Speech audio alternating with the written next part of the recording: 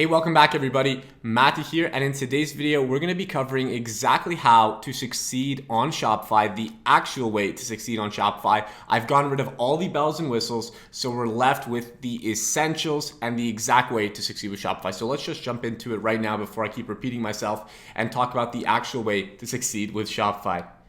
So what I'm going to be covering in this video, we're going to be breaking down the recipe for success. So a lot of you guys, struggle with this. You guys don't know exactly what it is you need to do to succeed with Shopify. And in this video, I'm going to be covering just that. Again, getting rid of all the distractions, and we're just going to be focused deeply on exactly what it takes to actually succeed on Shopify. And I think this is going to be so beneficial to many of you guys. We're also going to be talking about where people fall off the path, where they fall off the wagon, and where things go wrong for them that cause them to never actually succeed with Shopify. And finally, what you should do now. So once you finish this video, I'm going to be telling you exactly what you need to do now to actually just flip your world upside down and actually start succeeding with Shopify. So it's going to be fantastic.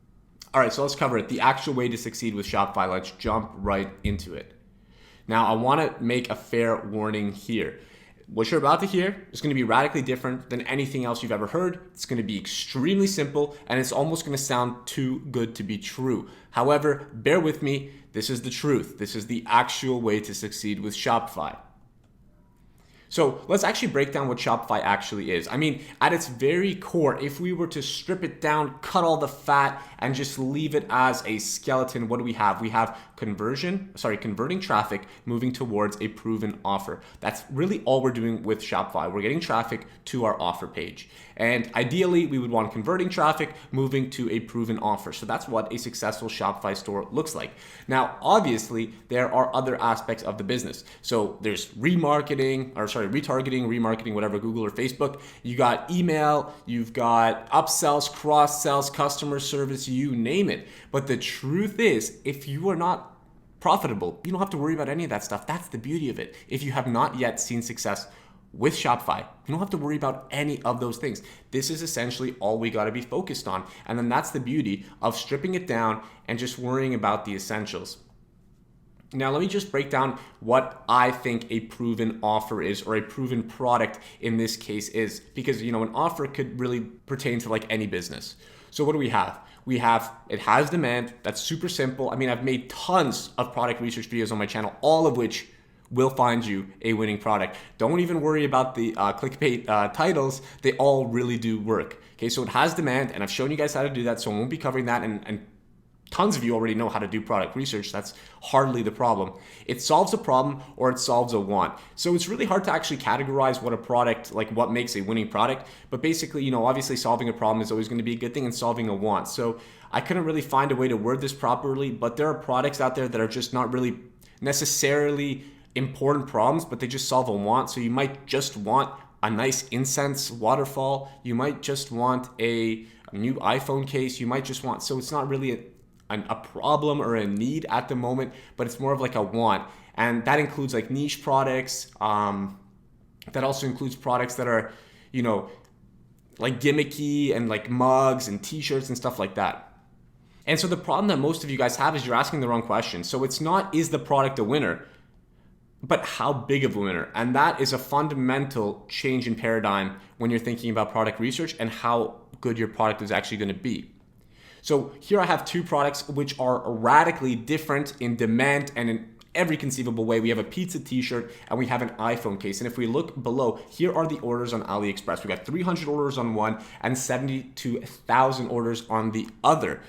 What does that say? That means there's actually a demand for both of them. If you sell this pizza shirt, yes, you're gonna have to find the audiences, and it might not be that easy, and there might not be that big of an audience, but you can comfortably be making like $1,000 profit per month with something as simple as a pizza t-shirt. Here's the thing. You got to think really logically. How many people out of, 10 or 100 are actually going to buy a freaking pizza t-shirt? And I'd say, 10 or 100 is not the right question. I think you got to go up higher into the 10,000s or even the 100,000s. But here is the good news. Facebook has like 2 billion people on it. Half of America is on Facebook, or even more than half of America is on Facebook. I think it's like 230 million people. 230 million people. If you can't find, 200 people per month to buy this product at a $10 profit, Like, if you can't even think that's possible, then like you've got some serious doubts about e-commerce, and you definitely got to fix those first. And then you have the product, obviously, on the right hand side, which is the iPhone case. And obviously everybody has an iPhone, or tons of people have iPhones, and people buy tons of cases. And so naturally, the amount of people and the size of your market is going to be much bigger. So you'll have a much bigger, potential profit margin, potential revenue cap, right? So like every product kind of has a cap, if you want to think about it that way. So like the cap on the iPhone case will be much higher than the cap on the pizza t-shirt. And so, in this whole discussion, you're going to hear a lot of talk about saturation. Now, the thing about saturation is this. You have to remember that with Shopify, we are launching people directly into our product stores. They don't see our competitors. It's not like Amazon. So saturation does not play a key role like that. This isn't a marketplace. They're coming right to our stores.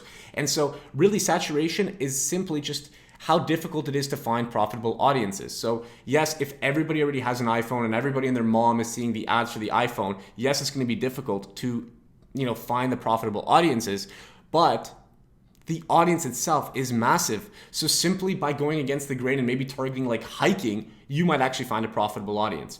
And so you might just have to spend more to find the right message and audience. And that's the truth with saturation. And you could get really lucky to begin with, because if you've come up with a creative message and a creative ad angle, you might be so different compared to the other saturated, to your other competitors who are all copying each other, that you actually find a winning audience right off the get-go.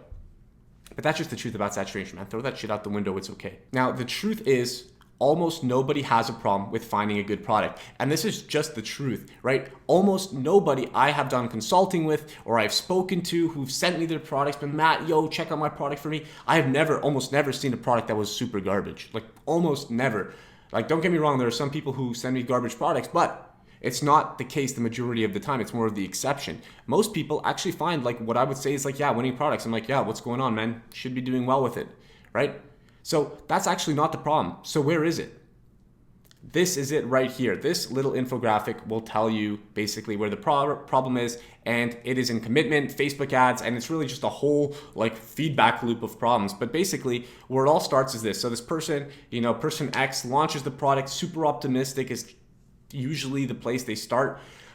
Ad doesn't do so well, and they either close the store or they hit you with, the product wasn't really a winner, bro. Wasn't a winner. I tested it. It didn't really work. I gotta start a new store, or I now I'm testing another product. And you're like, well, I mean, what was your testing strategy? You tested one ad in 10 audiences or like 3 audiences. 10 audiences, actually, I'm pretty impressed if they've actually done that. Well, I've done 3 audiences and it didn't sell anything, bro. What am I supposed to do? I spent $15. I didn't make $1 million yet. I don't have a Lambo.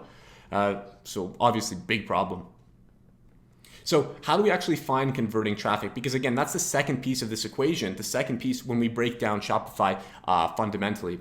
And so it's really just comes down to this. You just test audiences, you test messages, and you test ads. So messages, your headline, your ad copy, your ads are going to be your ad angles, the way you actually advertise the product. So maybe you do like a testimonial type ad. Maybe you have some kind of influencer do something for you. Maybe you hire someone on Fiverr. You guys get the point. And then obviously audiences is just going to be testing different audiences with those different combinations. Because if, for example, you're testing an iPhone case and you test the angle of protecting your phone, and you do that to people who like Louis Vuitton and stuff, well, chances are those people don't really care to protect their phone. They just want a cool iPhone case. So testing that angle on Louis Vuitton might not work. But if you just switch it to people who do a lot of outdoors and sports and running, well, these people are now concerned that the phone is going to pop out of their pocket and it's going to break. So now protecting your phone becomes a much bigger issue.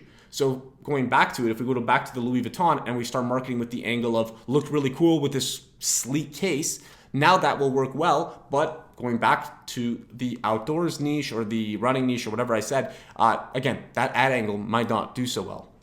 So again, it really is like a system. It's a complete pie. And when you change one of these 3 pieces, the test audience, the message, or the ads, you're like fundamentally changing like the environment of this ad. It's now a completely different thing. It's a different beast and resonates with different people. So let's just go through it and I'll show you guys the step-by-step kind of idea that you should be doing now. So the first thing you should do before anything is just find a product and make a store. So if you already have that, you are good to go. So let's break that down a little further. Making a store, really, really simple with Shopify. I'm not kidding when I say after making a logo, which is really simple with like Canva or Fiverr, if you really need to go to Fiverr, which I don't even recommend anymore at this point, just go to Canva. In the link below, I have a link to Canva. Just sign up for the premium membership for like 1 month. It gives you tons of different elements, tons of different free graphics that you can use later on to make your Shopify store look better. And it's like $12 a month, whereas like the cheapest logo that I'd even consider buying on Fiverr is going to be like $25. So right there you have that split of like $13 saved. And I've been using Canva Pro for like months now, like years actually, to be honest. I've probably spent like $300 with Canva. I love it. So yeah, make the logo in Canva, literally just black and white. It doesn't even have to be like night. I mean, it doesn't even have to be like something crazy. You just make a logo black and white, go into the element section of Canva and just find an element that has to do with your product. So, I mean, that's mostly for people who are doing one product stores, but if you're not doing a one product store, same thing, just, just go into Canva, find a nice theme, a nice font, nice element to put beside it, done, okay? And then just some basic backend setup. So just going into your pages and setting up like your terms of service, your refund policy, that kind of stuff. Obviously setting up a payment processor, PayPal, setting it up to the right email. And then if you're outside of the big countries like Singapore, UK, US, Canada, and you can't do Shopify payments, do your research. Like authorized.net is, I think, the best alternative for you guys. And then you're pretty much good to go. You just have to make your product page. Now for a product page, this is probably where you should spend the majority of your time. So before you actually jump into doing a product page, what I do recommend you do is actually research the product. And what I mean by this is, if this is not a product that you're totally familiar with or actually like fully familiar with, you should be going into blogs related to this product and reading about its benefits and what real people have to say about it. So you can go to blogs and search like, iPhone case review, iPhone X case, not like iPhone X, like the variable X reviews. You can go to YouTube and look at reviews and look at Amazon reviews, look at the 1-star reviews, look at the questions being asked, look at the 5-star reviews, see the benefits that the product is solving, see the benefits that the product is solving that the customer didn't even know about. So often you'll see on Amazon, the person is like, oh my God, and it also solved my neck pain. And I didn't even know I was supposed to do that. It's amazing. So again, you do all that stuff and then you research the niche and the problem being solved. So again, if the problem is like back pain, then you can search up like other variations of back pain, what causes back pain, other products of back pain, what's bad about those products specifically and why they don't work. Because again, making an enemy of another product is always a great way to advertise. If you say, tired of these methods, well, this method is brand new and you've never tried it before, so it could work for you. And yeah, and then you can just go to Canva, just make some nice creatives, do some photoshopping, put some pictures together, and make the product page. It's really simple. You just start with like a headline and then some features and then frequently asked questions and then put some reviews in and you're good to go. I mean, really just inject your own personality into this. Look at big stores in the niche. So don't look at drop shippers. If you're in the shoe niche, for example, you're selling like the indestructible shoe, go look at how Nike has their store set up. It's really simple. They have like a little paragraph of a product and then like specifications. I don't recommend specifications, but just do like features, right? It's really not hard, like guys, come on. So that part is done. Like we're good to go. Now our product and our store are done. We basically don't have to touch that for a while. So now all we got to do is find a converting combo. And that's audience, message, ad, all that stuff. So how do we do that? Really, really simple if we just stick to this process. So make and launch ads. We get feedback from those ads. So we look at all of the metrics that we got from Facebook, things like CPC, the diagnostic scores, and obviously our ROAS is the most important thing that we should be looking at. And then we analyze it, and then we optimize the weak step in the funnel. So maybe our CTR is low. So what does that mean? The first 3 seconds are bad. The audience could be bad. And actually, like right here for you guys, Facebook has actually made it so easy for us to know exactly what the problem is. And I'll show you guys right now. So right here, in your audience manager, you should have relevance diagnostics now. And relevance diagnostics are made up of quality ranking, engagement rate ranking, and conversion rate ranking. And chances are, if you're using a purchase conversion campaign or a view content conversion campaign, you won't be able to see engagement rate ranking. So don't worry about that one. But basically, you can just look through these and figure out what the problem is. So if Facebook characterizes your conversion rate as below average, The cause is the ad isn't producing conversions. And so what Facebook recommends you do is improve the call to action to your ad post or click experience, or target a higher intent audience. Okay. If your quality ranking is below average, improve the quality of your creative assets or target an audience more likely to perceive the ad as high quality. Really, really simple. I mean, it doesn't have to get more complicated than that. And if you see, for example, a big drop off between 3-second views and 95% second views, well, chances are the in-between of that ad is simply not interesting or not really pertaining to that exact message. So this is a great resource, and I'll link it down below for you guys to use to see what the problem is with your ads. And again, it's directly from Facebook. It's not from like gurus like, me on YouTube. It's from Facebook. It's pretty accurate. So yeah, check that out for sure. And so what's the right method for testing? You're probably thinking like, oh my God, how do I test a product? Just do it. That's seriously it, right? You make a campaign, throw a few ad sets in there, give like each ad set like maybe like 3 ads, and then just go. Test it with maybe a traffic campaign or a website conversions campaign and optimize it for view content at first, and then find some winners, see what's doing well. Test, make sure you're only switching one element at a time. So if it's just headline, then it's just headline. If it's just the ad angle, it's just the ad angle. And then start to kind of carve yourself a roadmap about what's working. So if with the audiences that you've tested, it seems like ad angle 1, which is focused on creating a protective phone, is working, then pursue that. Keep going in that direction and start branching off. Now change your headline to, it's ultra protective. Never worry about your case again. Never worry about breaking your phone again. And so just keep branching off and testing. And so once you have a few things, then you can start moving it to like a conversion campaign for purchases. And that's where you just start testing different audiences. I mean, it's really that simple. There's no direct method that you need to follow or anything. Like, yes, it could be very helpful, but everybody has a different budget and everybody understands Facebook differently, because Facebook is just like robotic. It's so easy for us to use because Facebook makes most of the decisions for us anyway. We only set like 5% of Facebook, and then Facebook takes over for us. Now that we have testing and finding a converting audience / combos figured out, right? We've tested everything, and this could be expensive, it could not be expensive, but again, just be smart. And if you followed my steps before and actually done a research on the product instead of just copying other people's ads, your chance of succeeding is infinitely higher than anybody else's, infinitely higher, because you understand the right message, you understand the biggest problems these people are solving, and you can literally rip a page of their diary out of their notebook and shove it in their face. And they're like, oh, it feels bad. If they're back pain, you're like, living with back pain is just the worst experience. You write it as if it's like a review from somebody. And then they read that and they're like, oh, I know it's a terrible experience. And they relate right to that ad. And so, bam, you've already captivated them and you're good to go.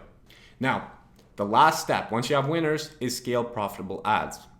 Now, it's very, very simple. All you have to do is increase the budget on profitable ad sets. I wrote ads, but I meant ad sets. So just increase the budget. I mean, yes, you can duplicate it. You can duplicate it and change the budget by 20%. You can do all these things, and I'm sure all of them work. But at its very core, all you really have to do is increase the budget on profitable ad sets. I have ads there, I'm sorry. All you have to do is just increase profitable ad sets. It's really just that simple. You will have an ad set that's doing well, increase the budget by 20%. Let it run for a couple days. It's doing well, increase the budget again. And keep doing that until you start seeing a declining return on investment. And at that point, you just reduce it back to a point and to its last point. Really that simple. So how people fall off the wagon. So forgetting what's important. With Shopify and with any information business, there are 2 types of activities. There's low impact activities and there's high impact activities. So the low impact activities are going to have very little to do with the success of your Shopify store.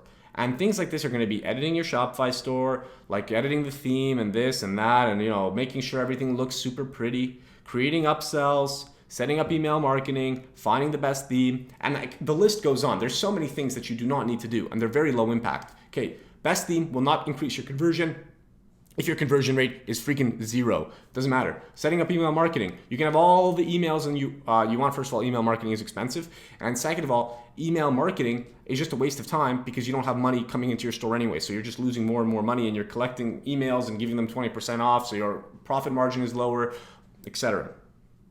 Creating upsells, it's good. But again, if you don't have a conversion rate, who cares? And so what are the high impact activities? What activities are actually going to give you a positive return on time spent creating ads. The more time you spend on content and creating ads, the more money you will make, guaranteed. Writing good copy. So again, getting into the mindset of the customer, figuring out what their problems are. This is going to make you the most money. Testing and actually launching ads. Now I say actually launching ads and actually testing because a lot of people just never end up testing. And then making changes based off results. So analyzing those results and then optimizing. This is the kind of stuff that's actually going to make you successful with Shopify, believe it or not.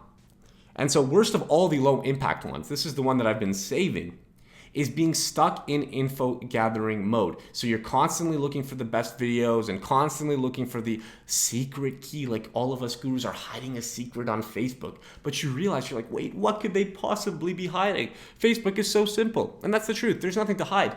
Like the people who are successful on Shopify, I just test a bunch, and so does, everybody else. We just test a bunch.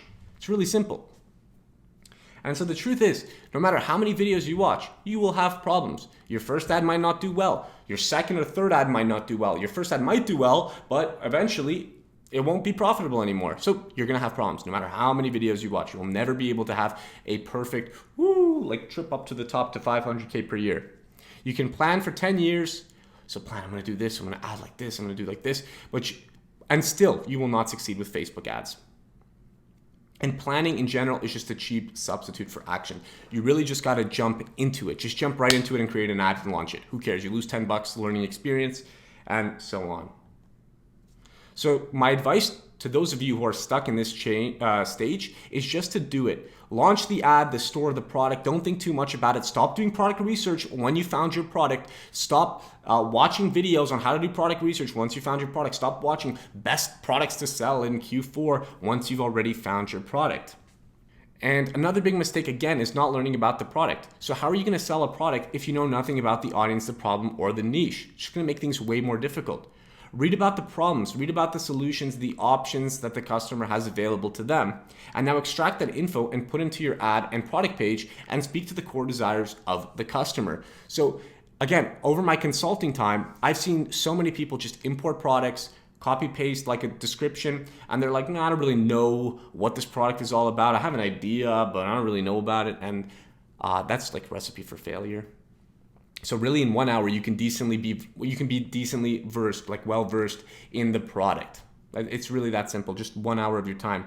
Now, the next reason people fall off the wagon is because of shiny object syndrome. And I call this the enemy of entrepreneurs.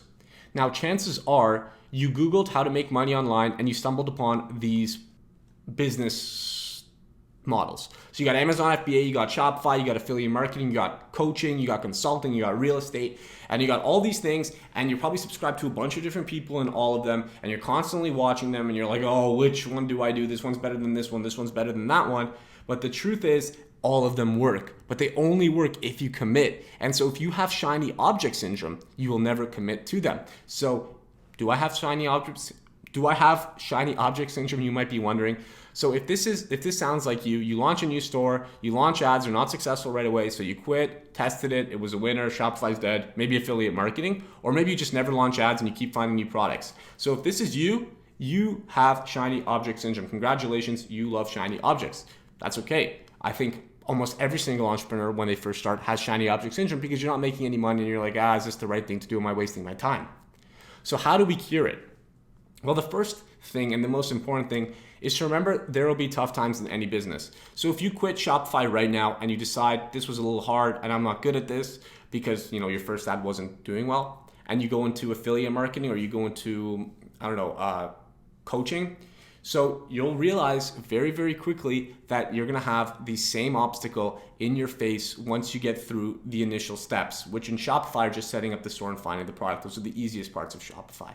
So in affiliate marketing, once you find your product and build like your funnel or however affiliate marketing really works, I don't really understand, you'll have the same problem. Your ads don't work in affiliate marketing or in coaching. You've called 100 people and none of them want to sign up with you. So again, that's the same thing. So the grass is not greener in other businesses. All business is pretty freaking difficult. And all you got to do is just push through that resistance, push through those negative thoughts and just kind of wipe them out and just be like, I'm just going to do it. I'm just going to do it. I'm just going to do it and just do it. So what do we do now? Like I've probably, like there's like, looks like I've been recording for like 28 minutes. So what do you do now? You know, it's a head scratcher. You're like, what am I even supposed to be doing right now? And the first thing is, don't feel like shit. Like, yeah, I may have drilled into you, you know, maybe I didn't, maybe I wasn't even that rude, I don't know, but don't feel like shit, it's okay. Now, if you're ready to commit to Shopify, you guys can click the link down below. And if you've enjoyed this video, you can sign up for a free strategy session call with me. And in that call, we can get everything sorted and get you on the road towards building a profitable Shopify store. Otherwise, then just stick to the basics and start testing, start launching ads, and just do it however you want to do it, right? You know, traffic campaigns, website conversion campaigns, optimizing for view content when you're first getting started to find, you know, the ads to give you an idea of which ads are doing best.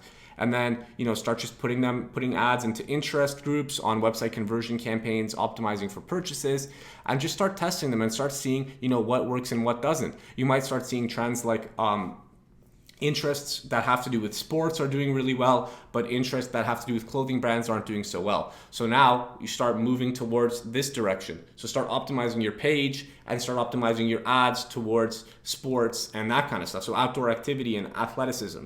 Now start optimizing your ads towards that. Now start doing more research into what these people want and just start moving towards that direction. And so once you find that converting combo, just scale the sucker. It's really that simple. And then once you do that stuff, this is once you're at, you know, this step right here with the scale, this is when you can start worrying about collecting emails. This is when you can start worrying about your upsells. This is when you'll start worrying about maybe hiring a designer to do your theme a little bit better, and maybe hiring an ad copy person to do your product pages, you know, stuff like that. But for now, you have to embrace the constraints that you're in. You have to work within them and come up with creative solutions to get out of them. And it's really that simple. It might sound shocking and you might be like, nah, I don't believe it. But it actually is that simple. And so if you're still in SOS, remember, there will be tough times in any business. The grass is not greener. Just push through the resistance. And if you are in SOS, like, you got to just commit to one business. So gut instinct, affiliate marketing, done. Shopify, done. Get into it. Just jump right into it. And unsubscribe to everybody who's not in that industry. But anyway, guys, that's it for this video. I really hope you enjoyed it. I hope this gives you guys some direction and some more confidence into how simple it is to succeed on Shopify, and how really just consistent action, daily testing ads, and just following what you think should be done will get you to success no matter what, if you just keep going at it. Anyway, guys, I hope you enjoyed this video. If you did, click the link below to sign up for a free consultation call with me, jam-packed with value, where we can figure out how to get your business off the ground in the fastest way possible. Anyway, guys, if you enjoyed the video, like, subscribe, and I'll see you guys in the next one.